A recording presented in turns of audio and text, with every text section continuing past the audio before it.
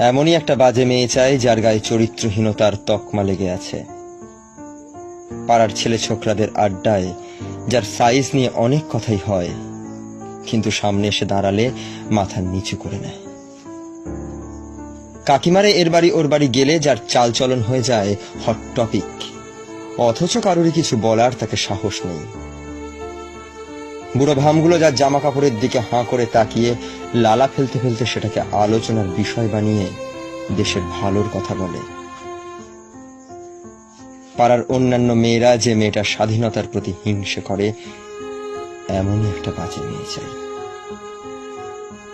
এমনই একটা বাজে মেয়ে চাই যে মেয়েটা রাত করে বাড়ি ফিরে কাজ থেকে, ইচ্ছে মতো ঘুরে বেড়ায়, বাইরে রাত কাটায়, একলা চলতে ভয় করে না, নিজের মতোই থাকে, কারোর ধার ধারে না, যে প্রতিটা কথার সপাটে জবাব দেয়, খিস্তি খেউর করে, সব যুক্তি দিয়ে মাপে, হকের জিনিস ছিনিয়ে নিতে জানে,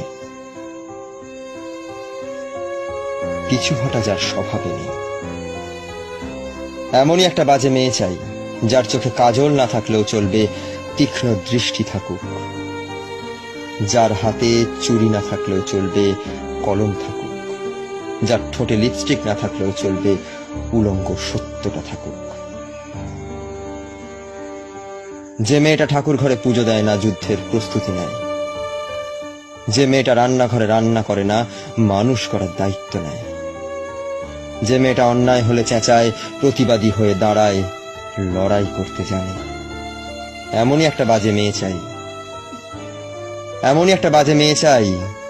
আমি দেখতে চাই তার বুকের ভেতর দেশলাই কাঠি জেলে কতটা লাভা ফুটছে তার ভেতর। এ জীবন সংগ্রাম, সংসার নয়, তাই এখানে সহধর্মিনী নয়, এমনই একজন সহযোদ্ধা চাই। একসাথে লড়াই করব না হয়, একসাথে লড়াই করব না হয়।